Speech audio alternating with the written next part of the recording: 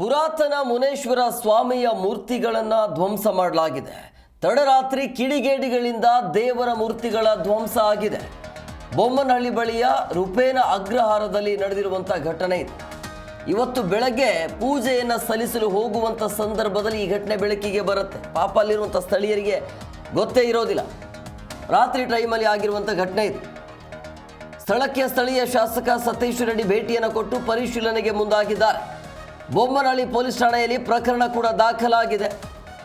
ಸುತ್ತಲಿನ ಗ್ರಾಮಸ್ಥರ ಆರಾಧ್ಯ ದೈವ ಮುನೇಶ್ವರ ಸ್ವಾಮಿ ನೂರಾರು ವರ್ಷಗಳಿಂದ ಅದೇ ಜಾಗದಲ್ಲಿ ಪೂಜೆಯನ್ನು ಮಾಡಿಕೊಂಡು ಗ್ರಾಮಸ್ಥರು ಇದ್ದರು. ಅಲ್ಲಿ ಪ್ರತಿ ವರ್ಷ ವಿಜೃಂಭಣೆಯಿಂದ ಹಬ್ಬವನ್ನು ಆಚರಣೆ ಮಾಡಲಾಗತ್ತೆ. ಅಲ್ಲಿ ಪೂರ್ವಜರ ಪದ್ಧತಿಯಂತೆ ಇವತ್ತು ಕೂಡ ಗುಡಿಸಲಿನಲ್ಲಿ ಪೂಜೆಯನ್ನು ಮಾಡಲಾಗತ್ತೆ. ಬಟ್ ಡೆವಲಪ್ ಏನೂ ಆಗಿರಲಿಲ್ಲ, ಬಟ್ ಅದು ಪದ್ಧತಿಯಂತೆ.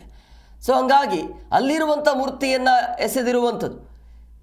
ಈ ಕಿಡಿಗೇಡಿಗಳು ಯಾರು ಅನ್ನೋದೀಗ ಕೃತ್ಯವೆಸಗಿರುವಂಥ ಕಿಡಿಗೇಡಿಗಳ ಪತ್ತೆಗಾಗಿ ಗ್ರಾಮಸ್ಥರು ಆಗ್ರಹಿಸಿದ್ದಾರೆ.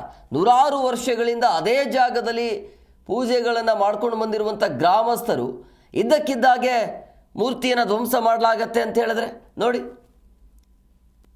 ದೃಶ್ಯಗಳಲ್ಲಿ ಕೂಡ ನೀವು ಗಮನಿಸ್ತಾ ಇದ್ರಿ, ಏನಿಲ್ಲ ಅಲ್ಲಿ ಆ ಮೂರ್ತಿಯನ್ನು ಧ್ವಂಸ ಮಾಡಲಾಗಿದೆ. ಹಾಗಾದರೆ ಆ ಕಿಡಿಗೇಡಿಗಳು ಯಾರು, ಯಾಕೆ ಈ ರೀತಿ ಮಾಡಿದರು ಅಂತ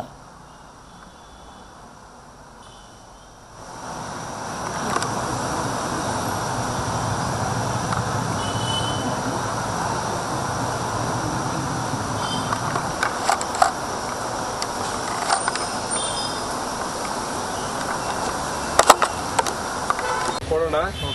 ಏನಾದರೂ ಅವರು ಕಾನೂನು ರೀತಿ ಕ್ರಮ ಕೈಗೊಳ್ಳಿಲ್ಲ, ಅದಕ್ಕೆ ಸಂಬಂಧಪಟ್ಟವರು ಅರೆಸ್ಟ್ ಮಾಡಲಿಲ್ಲ ಅಂದರೆ ಒಂದು ದೊಡ್ಡ ಮಟ್ಟದಲ್ಲಿ ಪ್ರತಿಭಟನೆಯನ್ನು ಮಾಡೋಣ.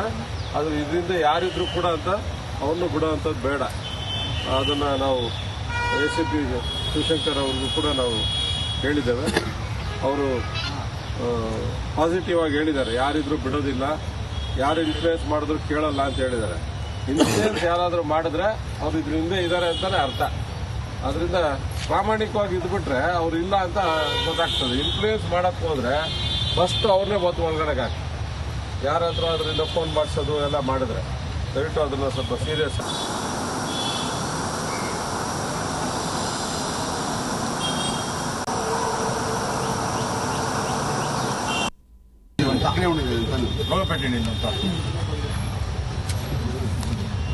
ಅದೇ ನೋಡಿದೆ ಸರ್ ಒಳಗಡೆ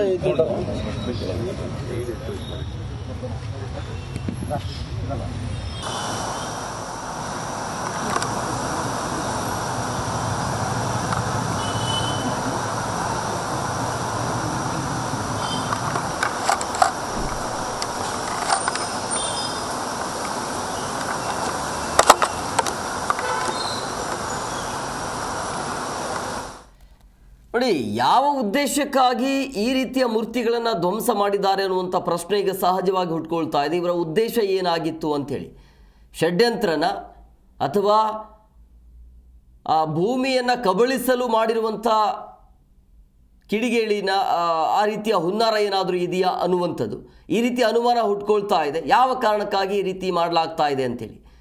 ಸೊ ಈಗ ತನಿಖೆ ಆಗಬೇಕಾಗತ್ತೆ. ಪೊಲೀಸ್ನವರು ಕೂಡ ಭೇಟಿಯನ್ನು ಕೊಟ್ಟಿದ್ದಾರೆ, ಪರಿಶೀಲನೆಗೆ ಮುಂದಾಗಿದ್ದಾರೆ. ಶಾಸಕರು ಕೂಡ ಅಲ್ಲಿ ಭೇಟಿಯನ್ನು ಕೊಟ್ಟಿದ್ದಾರೆ. ನೂರಾರು ವರ್ಷಗಳಿಂದ ಈ ಪದ್ಧತಿಯನ್ನು ಅನುಸರಿಸ್ಕೊಂಡು ಬರ್ತಾ ಇರುವಂಥ ಗ್ರಾಮಸ್ಥರು ಆದರೆ ಇದ್ದಕ್ಕಿದ್ದಾಗೆ ಈ ರೀತಿಯಾಗಿ ಮೂರ್ತಿಯನ್ನು ಧ್ವಂಸ ಮಾಡ್ತಾರೆ ಅಂತ ಹೇಳಿದ್ರೆ ಈ ಬಗ್ಗೆ ಮತ್ತಷ್ಟು ಮಾಹಿತಿ ನೀಡ್ತಾರೆ ನಮ್ಮ ಪ್ರತಿನಿಧಿ ಮೂರ್ತಿ. ಫೋನ್ ಸಂಪರ್ಕದಲ್ಲಿದ್ದಾರೆ.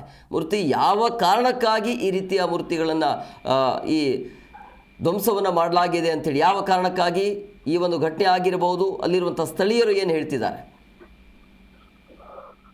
ಖಂಡಿತ ಹೇಮ್ ಕುಮಾರ್, ಈ ಒಂದು ಮುನೇಶ್ವರ ಮೂರ್ತಿಯನ್ನ ವಿರೂಪಗೊಳಿಸಿದಂತಹ ಒಂದು ದುರ್ಘಟನೆ ಬೊಮ್ಮನಹಳ್ಳಿ ವ್ಯಾಪ್ತಿಯ ರೂಪೇನ ನಗರದಲ್ಲಿ ನಡೆದಿರ್ತಕ್ಕಂಥದ್ದು. ಕಳೆದ ಒಂದು ಬುಧವಾರ ರಾತ್ರಿ ಈ ಒಂದು ಘಟನೆ ನಡೆದಿರ್ತಕ್ಕಂಥದ್ದು. ರೂಪೇನ ನಗರದಲ್ಲಿರ್ತಕ್ಕಂತಹ ಒಂದು ಗರಿಗಳಲ್ಲಿ ಚಪ್ರದ ಕೆಳಗಡೆ ಇರ್ತಕ್ಕಂತಹ ಮುನೇಶ್ವರ, ಸಾಮಾನ್ಯವಾಗಿ ಎಲ್ಲವೂ ಕೂಡ ಮುನೇಶ್ವರ ದೇವಸ್ಥಾನಗಳು ಹಾಗೆ ಇರ್ತವೆ. ಅಲ್ಲೊಂದು ಮೂರ್ತಿ ಇರ್ತದೆ. ಆ ಮೂರ್ತಿಯನ್ನು ಕೂಡ ಯಾರೋ ಕಿಡಿಗೇಡಿಗಳು ಒಂದು ರಾತ್ರೋರಾತ್ರಿ ಸುಮಾರು 2 ಗಂಟೆ ಹೊತ್ತಿನಲ್ಲಿ ಈ ರೀತಿ ವಿರೂಪಗೊಳಿಸಿ ಹೋಗಿರ್ತಕ್ಕಂಥದ್ದು. ಈಗಾಗಲೇ ಬೊಮ್ಮನಹಳ್ಳಿ ಪೊಲೀಸ್ ಠಾಣೆಯಲ್ಲಿ ಪ್ರಕರಣ ಕೂಡ ದಾಖಲು ಮಾಡಿಕೊಂಡು ಆರೋಪಿಗಳ ಪತ್ತೆಗಾಗಿ ಈಗಾಗಲೇ ಹುಡುಕಾಟ ನಡೆಸ್ತಾ ಇರ್ತಕ್ಕಂಥದ್ದು. ಹಾಗಾಗಿ ಸ್ಥಳೀಯ ಶಾಸಕರಾಗಿದ್ದಂತ ಸತೀಶ್ ರೆಡ್ಡಿ ಅವರು ಕೂಡ ಆ ಸ್ಥಳಕ್ಕೆ ಬಂದು ಎಲ್ಲವನ್ನು ಕೂಡ ಪರಿಶೀಲನೆ ಮಾಡಿ ಒಂದು ಪೊಲೀಸರಿಗೆ ಕೂಡ ಈ ಒಂದು ಪ್ರಕರಣ ಅತಿ ಬೇಗ ಒಂದು ಭೇದಿಸ್ಬೇಕಂತ ಹೇಳಿ ಅವ್ರಿಗೂ ಕೂಡ ಒಂದು ಮನವಿ ಮಾಡಿಕೊಂಡಿರ್ತಕ್ಕಂಥದ್ದು. ಹಾಗಾಗಿ ಸುತ್ತಮುತ್ತಲಿನ ಜನರು ಕೂಡ ಅಲ್ಲಿ ಸುತ್ತಮುತ್ತಲೂ ಕೂಡ ಹಲವು ಕೋಮುಗಳು ಇರೋದ್ರಿಂದಲೂ ಕೂಡ ಈ ರೀತಿ ಬೇರೆ ಯಾವ್ದಾದ್ರು ಕಿಡಿಗೇಡಿಗಳಾಗ್ಲಿ ಕಳ್ಳರಾಗ್ಲಿ ಅಥವಾ ಕುಡುಕರಾಗ್ಲಿ ಏನಾದ್ರು ಈ ರೀತಿ ಮಾಡಿದ್ರ, ಮತ್ತೆ ನಮ್ಗ ಒಂದು ಮಾಹಿತಿ ತಿಳಿದು ಬಂದ ಪ್ರಕಾರ ಅಲ್ಲಿ ಅತಿ ಹೆಚ್ಚು ಒಂದು ಯಾರು ಹೆಣ್ಣೆಗೆ ದಾಸರಾಗಿರ್ತಾರೆ ಅವರು ಬಂದು ಅಲ್ಲಿ ಕುಡಿತಾ ಇದ್ರು ಮಾಡ್ತಾ ಇದ್ರು ಅಂತ ಹೇಳಿ ತಿಳಿದು ಬಂದಿರ್ತಕ್ಕಂಥದ್ದು. ಅವ್ರೇನಾದ್ರು ಆ ರೀತಿ ಮಾಡಿದ್ರ, ಬೇರೆ ಯಾರಾದ್ರೂ ಈ ರೀತಿ ಮಾಡಿದ್ರ ಅನ್ನೋದು ಕೂಡ ಈಗಾಗಲೇ ಬೊಮ್ಮನಹಳ್ಳಿ ಪೊಲೀಸರು ಒಂದ್ ರೀತಿ ಕೂಲಂಕುಷವಾಗಿ ತನಿಖೆಯನ್ನ ಮಾಡ್ತಾ ಇರ್ತಕ್ಕಂಥದ್ದು. Hemakumar. Yes, okay, thank you Murthy ನಿಮ್ಮೆಲ್ಲ ಡೀಟೇಲ್ಸ್ಗಾಗಿ.